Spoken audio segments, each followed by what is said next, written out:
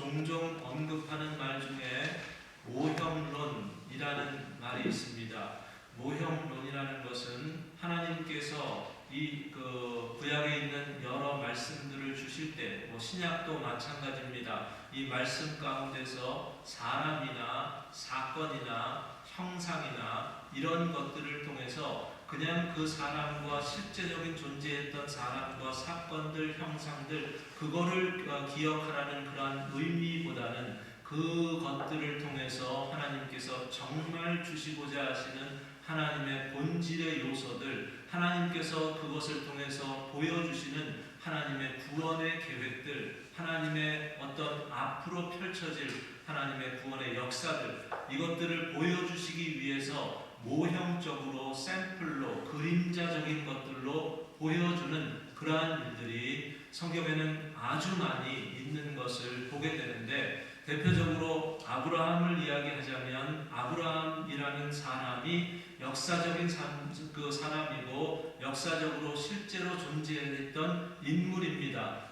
그런데 그 아브라함의 삶에서 일어나는 사건과 여러 현실들을 통해서 하나님께서는 우리에게 무엇을 보여주시냐면, 하나님께서 이 믿음이라는 것이 믿음의 조상 아브라함에게 주셨던 이 믿음이 어떻게 우리에게도 주어질 것이고, 그를 통해서 역사하시는 하나님의 구원의 역사들이 우리의 삶 가운데서도 어떻게 개별적으로 단체적으로 역사하실 것인지를 보여주시는 그러한 일들이 분명히 있습니다. 아브라함이 모형이 되는 겁니다. 아브라함을 모형으로 해서 하나님의 실체의 하나님이 우리에게 주시고자 하시는 구원과 믿음의 모습을 보여주시는 일들이 있는 것을 보게 됩니다. 창세기 22장에 있는 말씀을 보면 여호와 이레의 사건이 나옵니다. 하나님께서 아브라함으로 하여금 그의 독자 이삭을 모리아 산으로 가서 번제로 드리라고 그렇게 말씀을 합니다. 아브라함이 모리아 산에 올라가서 자기의 독자 이삭을 칼로 죽이려고 할 때 하나님께서 아브라함을 막으셨습니다. 그리고 나서 하나님께서 보여주신 것이 있습니다. 수풀에 뿔이 걸린 산 양이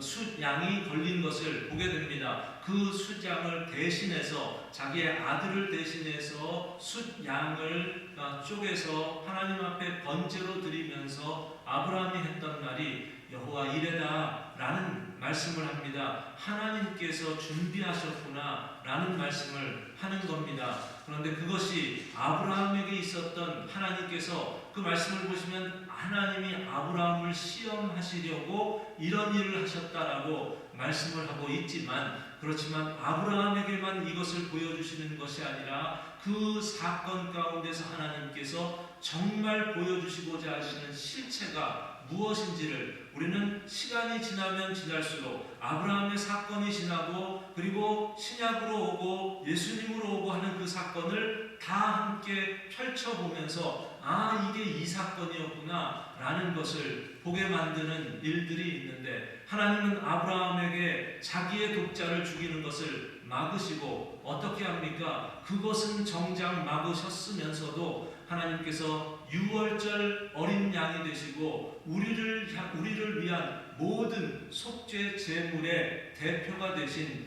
예수님, 자신의 독생자 예수님을 죽게 만드는 것은 그냥 내버려 두시는 하나님, 우리를 위해서, 우리를 살리시기 위해서 자기의 독생자는 죽이시는 것을 막지 않으시는 우리 주님, 그 여호와 이레의 하나님이 어떤 분이신지를 보여주시는 사건, 그 사건이 바로 창세기 22장의 모형적인 우리를 향한 하나님의 구원의 사건인 것을 우리로 하여금 보게 하시는 일들이 있는 것을 봅니다. 성경을 보면 그런 이야기들이 너무나 많습니다. 모형적인 사건을 통해서 실체가 무엇인지를 보여주는 그러한 일들이 수없이 있게 되는 것을 보는데, 오늘 우리는 성전 건축이 완공된 것을 봅니다. 다윗을 통해서 꿈꾸게 하셨고 솔로몬을 통해서 이루게 된, 마침내 성전이 완공되는 그러한 일들을 통해서 하나님께서 정말 보여주시고자 하시는 그러한 하나님의 구원 계획은 무엇인가 라는 것을 함께 볼 수 있어야 할 것입니다. 성전 건축도 모형적인 사건입니다. 실제적인 사건이기도 하지만 하나님께서는 다윗이 생각하고 계획하는 성전 건축을 막으셨습니다. 다윗으로 하여금 그 일을 하지 못하게 하셨습니다. 그리고 평강의 왕이 되는 솔로몬, 이 솔로몬을 통해서 하나님께서 낳게 하신 이 솔로몬, 다윗의 아들을 통해서 성전을 완공하게 하신 것을 통해서 우리는 또 무엇을 보냐면 다윗의 인간에 만드는 성전은 막으시고 하나님의 아들 평강의 왕이 되시는 예수 그리스도를 통해서 만들어 가실 성전은 얼마나 완벽한 성전이고 얼마나 영원한 의미를 가진 성전인가 라는 것을 보여주시는 하나님의 의도가 이 안에도 있다는 것을 기억해야 합니다. 그래서 우리가 성경의 그 솔로몬 때 하나님께서 계획하신 것들을 다윗과 솔로몬은 어쩌면 우리가 보는 것만큼 그렇게 하나님의 계획과 하나님의 큰 그림을, 구원의 큰 그림을 보지 못했을 겁니다. 우리는 구속사라는 것을 알기 때문에 성경을 통해서 하나님께서 그냥 한 부분을 연결시키면 이렇게 큰 하나님의 구원의 계획이 있다는 것을 볼 수 있기 때문에 이것을 볼 수 있는 그 은혜가 얼마나 귀하고 값진 것인지 라는 것을 꼭 기억할 수 있어야 합니다. 회사를 운영하는 사람이 봄에 매출을 보았더니 그 100만 불을 봄 그 시즌에 100만 불의 매출을 얻게 되었습니다. 여름과 가을을 계산해 보았더니 100불 매출을 얻게 되었습니다. 그런데 겨울이 돼서 다시 100만 불의 매출을 얻게 됩니다. 여름에 여름과 가을에 100불의 매출을 얻는 이 모습을 보고서 회사를 운영하는 사람이 이건 도저히 이루어갈 수 없는 회사구나. 내가 이제는 이 회사를 더 이상 운영할 수 없겠구나. 그냥 접자라고 말하지를 않습니다. 왜냐하면 그는 무엇을 보고 있냐면 전체 봄부터 겨울까지의 매출을 다 봅니다. 그래서 봄의 매출, 겨울의 매출이 합쳐서 200만 불이 되는 그러한 매출이 있는 그것을 보기 때문에 여름과 가을에 있는 100불의 매출 때문에 이 모든 회사를 접을 사람은 아무도 없습니다. 전체를 보는 겁니다. 구속사를 이렇게 제가 비교해서 설명하는 게 맞는지 모르겠지만 하나님께서 우리에게 보여주시는 구속의 역사가 이런 겁니다. 다윗이 성전을 지은 솔로몬을 통해서 이제 성전이 완공된 것, 이것만 보고서 성전이 완공됐으니까 다 됐다 라고 볼 수 없습니다. 왜냐하면 그 솔로몬의 성전은 시간이 지나면 완전히 무너진 성전이 되기 때문입니다. 그 다음에 수룹바벨을 통해서 다시 성전이 완성이 됩니다. 그런데 그 수룹바벨의 성전도 나중에 완전히 무너지게 됩니다. 나중에 예수님 때 헤롯 성전이 세워지는 것을 봅니다. 그런데 그 헤롯 성전도 지금 돌 위에 돌 하나 남아있지 않는 것을 봅니다.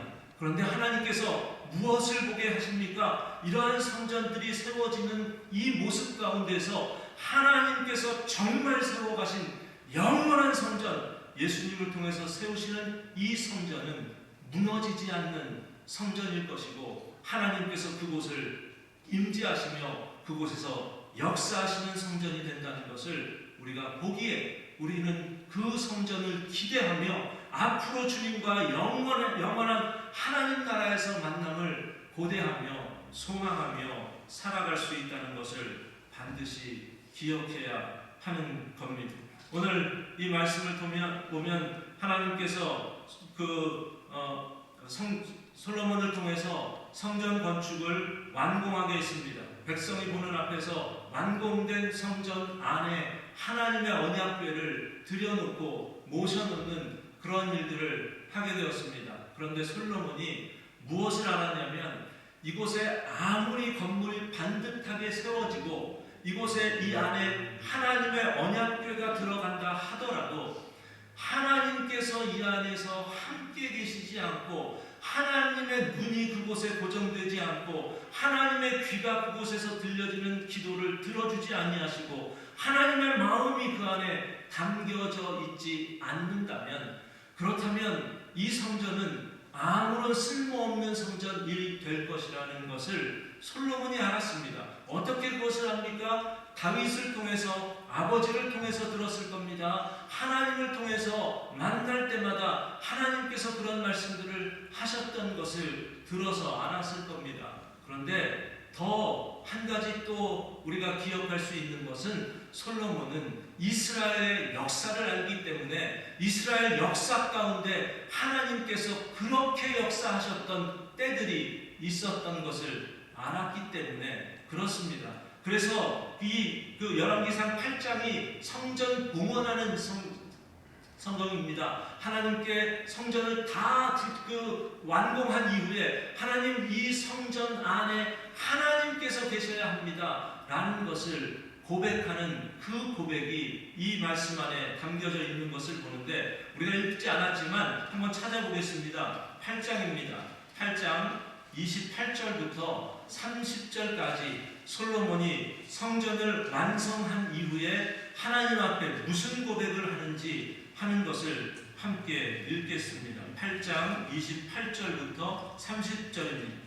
그러나 내 하나님 여호와여, 주의 종의 기도와 간구를 돌아보시며 이 종이 오늘 주 앞에서 부르짖음과 비는 기도를 들으시옵소서. 주께서 전에 말씀하시기를 내 이름이 거기 있으리라 하신 곳 이 성전을 향하여 주의 눈이 주야로 보시오며 주의 종이 이곳을 향하여 비는 기도를 들으시옵소서. 주의 종과 주의 백성 이스라엘이 이곳을 향하여 기도할 때에는 주는 그 간구함을 들으시고 주께서 계신 곳 하늘에서 들으시고 들으시사 사하여 주옵소서. 그렇게 고백하지 않습니까? 이곳에 하나님이 계셔야 합니다. 솔로몬이 이것을 알았던 가장 큰 이유 가운데 하나 중에는 이스라엘의 역사 가운데 솔로몬이 보았던 것들이 있다고 했습니다. 특별히 이스라엘 백성들이 40년간 광야 생활을 할 때 하나님께서 이 성전, 솔로몬이 지은 성전에도 모형이 있었습니다. 솔로몬이 지은 성전도 다른 성전의 모형의 그 모습이 있지만 솔로몬의 성전의 모형이 되는 그러한 것도 광야 생활 가운데 하나님께서 이스라엘 백성들에게 주셨던 적이 있습니다. 그게 무엇입니까? 그게 바로 회막입니다. 회막이 어떤 것입니까? 하나님께서 이스라엘 백성이 광야에 애굽에서 나와서 광야에 나오자마자 하셨던 출애굽기의 두 가지 사건이 법을 주시고 회막을 주신 겁니다.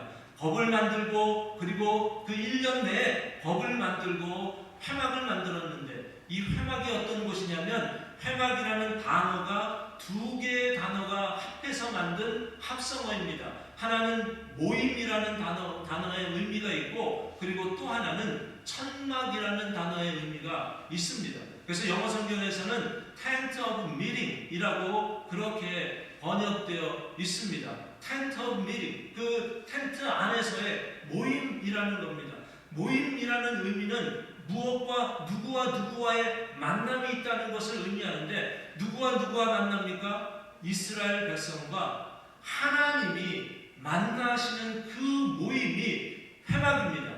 만약에 회막 가운데 이스라엘 백성은 있는데 하나님이 계시지 않으면 그곳은 회막이 될 수가 없습니다. 모임 자체가 이루어질 수 없습니다. 이스라엘 백성이 아무리 진귀한 재물을 가지고 하나님 앞에 예물을 드리고 그들에게 있는 많은 물질을 가지고 하나님 앞에 예물을 드린다 하더라도 거기에 하나님이 안 계시면 이스라엘 백성에게는 회막의 존재 가치가 없어지는 것이 되는 겁니다.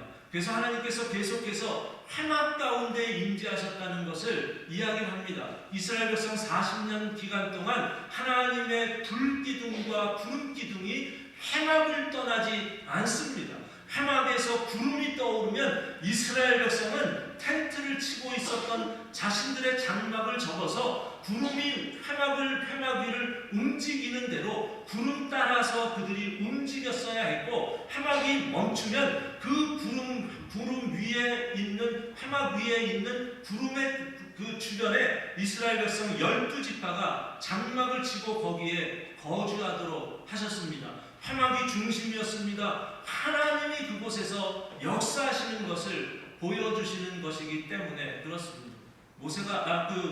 오늘 솔로몬이 이것을 분명히 알았습니다. 모세오경을 통해서 이스라엘 백성들에게 과거에 있었던 사건들을 통해서 하나님이 계셔야 한다는 것을 알았기 때문에 좀 전에 읽었던 그 성전을 봉헌하면서 8장 8절에서 30절의 고백을 통해서 하나님, 여기에 하나님의 눈이 머무르셔야 합니다. 하나님께서 우리가 기도하면 언제든지 하나님은 우리의 기도를 들어주셔야 합니다. 들으소서, 들으시며 들으시고 들으소서 라는 그러한 고백들을 솔로몬이 계속해서 했던 것을 봅니다.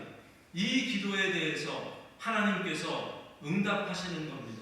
오늘 우리가 읽은 말씀 가운데 하나님이 어떻게 응답을 하셨다고 기록되고 있냐면, 2절에 있는 말씀을 보면 기드온에서 나타나신 것처럼 솔로몬에게 나타나셨다. 그리고 3절에서 이렇게 말합니다. 같이 읽습니다. 여호와께서 그에게 이르시되 내 기도와 내가 내 앞에서 간구한 바를 내가 들었은즉 나는 내가 건축한 이 성전을 거룩하게 구별하여 내 이름을 영원히 그곳에 두며 내 눈길과 내 마음이 항상 거기에 있으리니. 솔로몬이 기도한 그 내용을 하나님께서는 답을 하신 겁니다. 내가 기도할 때 내가 그 기도를 들었다. 너희가 기도하면 내가 들을 것이다. 내가 항상 내 마음과 내 눈길이 거기에 머물 것이다 라고 하나님께서 말씀하고 있는 것을 봅니다. 하나님은 그것만 대답하지 않으셨습니다. 우리가 몇 주간 계속해서 제가 언급했던 말씀처럼 하나님께서는 이전에 솔로몬을 만날 때마다 그런데 내가 거기에 있을 거지만 그런데 너는 이거 해야 된다라고 말씀하신 그 말씀을 오늘도 또다시 솔로몬에게 말씀하고 있는 것을 보게 되는데, 뭐라고 말합니까? 4절을 보면 이렇게 말합니다. 내가 만일 내 아버지 다윗이 행함같이 마음을 온전히 하고 바르게 하여 내 앞에서 행하며 내가 내게 명령한 대로 온갖 일에 순종하여 내 법도와 율례를 지키면, 나의 계명을 지키고 율례와 법도를 그대로 지켜내야만 한다 라는 말씀을 하는 겁니다. 이 말씀은 이거 제가 이전에도 말씀을 드렸지만 또다시 언급하면, 솔로몬이 1000번제를 드렸을 때 기브온에서 하나님께서 하셨던 그러한 말씀이 3장 14절에서 이렇게 말씀합니다. 내가 만일 내 아버지 다윗이 행함같이 내 길로 행하며 내 법도와 명령을 지키면 내가 또 내 날을 길게 하리라. 6장 12절에 있는 말씀에서는 솔로몬의 성전이 거의 다 완공되었을 때 또다시 하나님께서 이렇게 말씀합니다. 내가 지금 이 성전을 건축하니 내가 만일 내 법도를 따르며 내 율례를 행하며 내 모든 계명을 지켜 그대로 행하면 내가 내 아버지 다윗에게 한 말을 내게 확실히 이룰 것이요.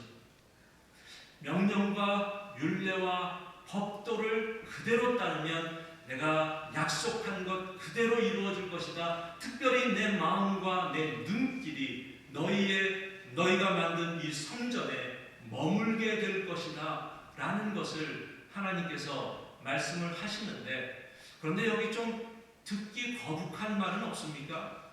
오늘 말씀 중에 4절에 있는 말씀 중에, 그리고 좀 전에 말씀드렸던 3장과 6장에서 하나님께서 솔로몬에게 만날 때마다 빼놓지 않고 계속해서 언급하는 것이 있는데, 왜 이걸 계속해서 언급하지? 이제는 좀 빠져도 되는데 라고 생각되는 그러한 부분이 있는데, 그게 바로 앞에 이 말입니다. 내가 만일 내 아버지 다윗이 행함 같이 라는 겁니다. 다윗은 이제 죽은 지가 너무 오랜 시간이 지났습니다. 1년, 2년도 아닙니다. 지금 뭐 솔로몬이 그 기브온에서 하나님을 만났을 때 하나님께서 솔로몬에게 내 아버지 다윗이 행한 같이 행해야 된다라고 이야기하는 것은 좀 이해가 갈지 모르겠습니다. 그런데 그 이후에 솔로몬 성전이 완공되는 그러한 단계에 이르렀을 때, 그리고 오늘 말씀을 보면 9절에 있는 말씀을 보면 9장 1절에 있는 말씀을 보면 성전과 왕궁 건축하기를 다 마쳤을 때라면 20년이 된 그런 20년, 24년이 지난 이후에 하나님께서 솔로몬에게 기브온에서 나타났던 것과 같은 방법으로 나타나셨다라고 이야기를 하고 있는 겁니다. 10년 이상, 아니 20년, 24년 이상이 지났는데도 불구하고 하나님은 솔로몬에게 내 아버지 다윗이 행한 것처럼 일하고, 왜 하나님은 그것을 끝까지 물고 늘어지듯이 말씀을 하는 겁니다. 제가 전에 섬겼던 교회에서 어느 그 교회 이전에 있었던 목사님이 불미스러운 일로 그 교회를 더 이상 사역을 못하게 되고 그곳에서 오랫동안 사역했던 부교역자가 담임 목사님이 되는 그러한 일이 있게 되었습니다. 그 담임 목사님이 그때 나이가 제가 계산해 보니까 한 42세, 3세 정도 됐던 것 같습니다. 그런데 그 권사님이나 장로님들이 그분에 대해서 이야기하기를 젊은 종 그런 이야기를 계속합니다. 근데 참 이게 저는 그러면 뭡니까? 그 목사님보다 한 6살 아래 정도 제가 됐는데 그런 이야기를 들으면 저 얘기는 이제 좀 안 하셨으면 좀 이런 생각을 가졌는데, 그런 생각을 가졌어도 1년, 2년 정도 지나면 더 이상 젊은 종 안 합니다. 그냥 목사님이라고 그렇게 이야기를 합니다. 안 계시기 때문에 그게 더 가능한 겁니다. 아마 계셨으면 원로 목사님 이런 분이 계셨으면 아마 젊은 종이 익숙해질 수도 있을지 모르겠지만 그렇게 가능합니다. 솔로몬은 어떻습니까? 솔로몬은 지금 다윗이 죽은 지 24년이 지났습니다. 다윗이 24년 지난 것도 다윗은 죽어서 보이지도 않습니다. 거기다가 솔로몬이 그냥 제대로 나라를 다스리지 못한 것도 아니고 이스라엘 백성들을 잘 다스려 왔습니다. 그냥 겉보기에는 나라가 부강했고 주변에 있는 나라들과의 관계도 좋았고 계속해서 주변에 있는 나라로부터 강력한 나라이기 때문에 조공을 받기도 했고 아주 평안한 그러한 가운데 나라를 유지해 왔습니다. 그런데 이상합니다. 하나님은 다윗에게 미련을 너무 많이 두신 것 같습니다. 내 아버지 다윗에게 행함 같이 다윗에게 만날 때마다 하나님은 이 말씀을 삭제하는 것을 원치를 않습니다. 왜 하나님이 이것을 계속해서 언급할까? 솔로몬이 다윗보다 못해서일까? 다윗이 다스렸던 그 시대는 하나님이 볼 때는 완벽한 시대였고 솔로몬은 그것보다 못한 그러한 왕으로서의 역할을 감당하고 있을까? 그런 부분도 없지는 않았겠지만, 그렇지만 하나님이 너는 별거 아니야, 너 이렇게 해서는 안 돼, 이것처럼 하지 말고 내 아버지 다윗처럼 나를 섬겨야 돼, 이런 이야기를 하기 위해서 솔로몬에게 계속해서 다윗을 언급하고 있는 것일까? 그런 것 같지 않습니다. 이것보다 더 큰 그림을 보아야 합니다. 하나님께서 보여주시고자 하시는 더 큰 그림이 무엇인가 라는 것을 우리가 생각해 본다면, 분명히 하나님은 단순한 다윗의 왕권을 이어가는 그것만을 가지고 하나님은 이런 말씀을 하고 있는 것이 아니라는 겁니다. 그것을 보여주는 한 가지 예가 있습니다. 3절을 보십시오. 3절을 보시면 다윗에 대해서도 언급하지만 이런 말씀을 합니다. 중간에 나는 내가 건축한 이 성전을 거룩하게 구별하여 내 이름을 영원히 그곳에 두며 내 눈과 내 마음이 항상 거기에 있으리니. 이 이야기를 왜 합니까? 영원히, 항상, 변함없이, 영원히. 그리고 5절에 있는 말씀을 보아도 끝부분에 내 이스라엘의 왕위를 영원히 견고하게 하려니와. 그런데 이게 조건도 아닙니까? 4절에 있는 말씀, 하나님의 율례와 법도를 그대로 지키고 따르면 그러면 내가 이렇게 하겠다라고 한다면 영원히라는 말은 사실 필요 없는 겁니다. 이렇게 지키면 내가 이렇게 해주겠다. 조건부다. 내가 이렇게 하지 않으면 나도 그렇게 하지 않을 것이다. 그 전제 조건의 한도 내에서 내가 함께 하겠다. 굳이 그렇다면 영원히라는 그러한 표현, 항상이라는 표현은 하지 않으셔도 됩니다. 그런데 하나님은 다윗을 언급하고 영원히 항상 이 말씀을 반복해서 말씀하고 있는 것을 봅니다. 왜냐하면 하나님은 다윗을 모형으로 한 다윗의 실체가 있는 것을 보여주시기 위한 것이 있습니다. 하나님은 다윗을 통해서가 아니라 솔로몬을 통해서 세우게 되었던 성전이 이것 자체의 모형인 것이 아니라 이것은 모형이고 이것의 실체가 있어서 그 실체되는 하나님의 성전 안에는 내가 영원히 항상 떠나지 아니하고 내 눈과 내 마음이 그곳에 머무를 것이다 라는 것을 하나님께서는 말씀하고 싶은 의도가 있었던 겁니다. 하나님의 눈이 항상 머물고 하나님의 마음이 항상 떠나지 않고 하나님의 귀가 항상 하나님의 백성의 간구를 들으시는 그러한 곳은 바로 하나님께서 만드시는 성전이라는 것을 의미하는 겁니다. 너는 실패할 수 있다. 너는 하나님의 성전을 이렇게 여기서 하나님의 말씀대로 살다가 이 하나님의 명령과 규례와 법도를 어길 수 있고 범할 수 있다.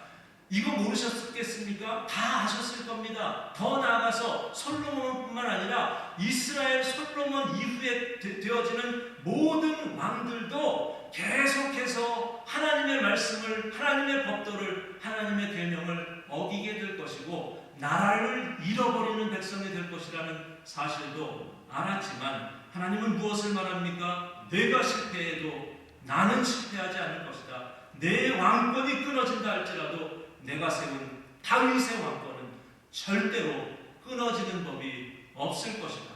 내가 세운 이 성전은 무너진다 할지라도 내가 내 아들 예수 그리스도를 통해서 세우는 이 성전은 영원토록 존속될 것이다 라는 것을 보여주기 위해서 이런 말씀을 하고 있는 것을 봅니다.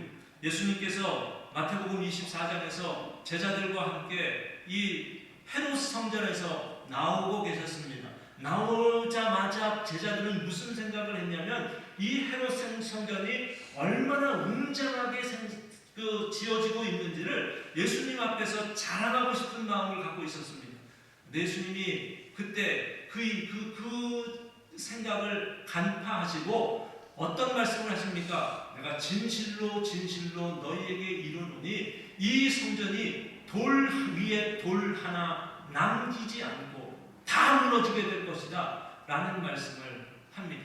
요한복음 2장을 보시면 똑같은 그러한 거의 흡사한 사건 가운데서 예수님께서 제자들에게 살아있는 그 주변에 있는 사람들에게 무슨 말씀을 합니까? 이 성전을 헐어버려라. 내가 사흘 만에 다시 세울 것이다 라고 주님은 분명히 말씀하고 계신 것을 봅니다. 하나님은 성전을 3일 만에 완성하셨습니다. 우리 주님이 그렇게 하셨습니다.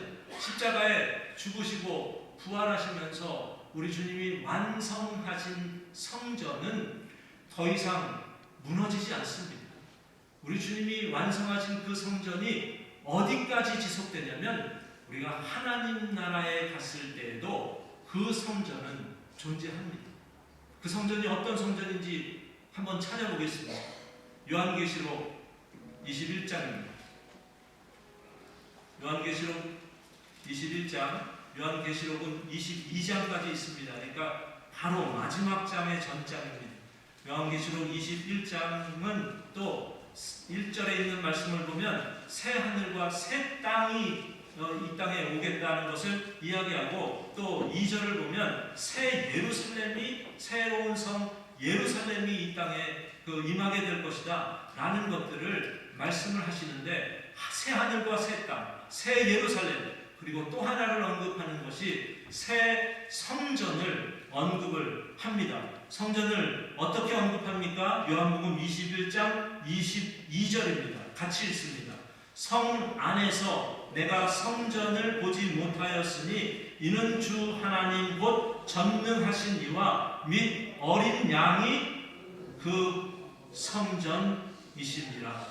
예수님, 하나님이 성전이 되신답니다. 이제는 하나님께서 세우신 성전, 하나님의 아들 예수 그리스도로 인해서 세우신 성전, 모퉁이 돌이 우리 하나님의 전을 짓는데 주축돌이 모퉁이 돌이 되고 주축돌이 되는, 건축자들이 버린 돌이 모퉁이 돌이 되고 주축이 되는 그러한 성전, 우리 주님께서 그 성전의 기초가 되시고 성전이 되시고 그 성전의 한 일부분이 우리가 되게 하셨습니다. 우리가 이 땅에서 하나님 앞에 예수 그리스도를 우리의 구주로 모신 모든 사람들은 이 성전 안에 포함된 사람들입니다. 여러분, 주보 보지 마시고 그냥 우리 주보가 어떻게 생겼나만 상상해 보십시오. 주보 앞에 부분에 칼라로 되어져 있는 그 부분이 기억나십니까? 세 개의 그림이 있습니다. 픽처가 있습니다. 사진이 있습니다. 그 사진에 뭐가 있습니까? 성전, 교회 건물이 있습니까? 아닙니다. 그 건물을 부각시키지 않았습니다. 무엇을 부각시켰습니까? 그 주보에는 사람이 있습니다. 저와 여러분이 그 안에 있습니다. 하나님께서 예수 그리스도를 통해서 3일 만에 세우신 성전이 거기에 있습니다. 우리 주님께서 우리에게 마련해 주신, 십자가를 통해서 마련해 주신 그 성전이 여기에 이렇게 있습니다. 이곳에 하나님이 머물지 않으면 성전이 될 수 없다는 것을 솔로몬은 알았습니다. 그래서 하나님 앞에 기도했습니다. 하나님 계셔야 합니다. 하나님, 우리가 기도하면 들어주셔야 합니다. 하나님의 눈이 그곳에 집중되어야 되고 머물러 있어야 합니다. 내가 그렇게 할 것이다. 영원히 그렇게 할 것이다. 솔로몬의 성전은 무너졌지만, 솔로몬은 그렇게 기도했지만 우리는 그렇게 기도할 필요도 없습니다. 우리 주님께서 마련해 놓으신 성전은 주님이 성전 자체가 되는데, 하나님의 마음이 그곳에 이미 있는데 하나님 여기에 머물러 주신, 이런 기도를 할 필요가 없습니다. 하나님은 계십니다. 우리가 하나님 앞에 기도해야 할 내용은 무엇이냐면, 하나님, 우리의 마음과 우리의 눈과 우리의 귀가 하나님의 전에 머물 수 있도록 도와달라. 하나님은 이미 성전을 통해서 우리에게 엄청난 은혜와 복을 주시는데, 그 복의 의미가, 그 은혜의 의미가 무엇인지를 좀 더 깊이 깨달을 수 있는 자들이 되게 해달라고 고백해야 할 것인 줄 믿습니다. 모형을 통해서 실체를 알아갈 수 있기를 바랍니다. 하나님께서 우리에게 모형을 주셨었는데 그 실체가 여기에 있습니다. 그리고 하나님 나라의 그 실체가 완벽하게 마련되게 되는 줄로 믿습니다. 오늘 우리가 그 천국을 바라보고 그 성전을 바라보고 우리에게 주어진 이 성전이 좀 더 우리를 통해서 하나님의 완성된 성전을 더 아름답게 꾸며가는 그 사역에 믿음으로 동참하시는 저와 여러분이 되기를 주의 이름으로 축원드립니다. 기도하시겠습니다. 같이 기도하겠습니다.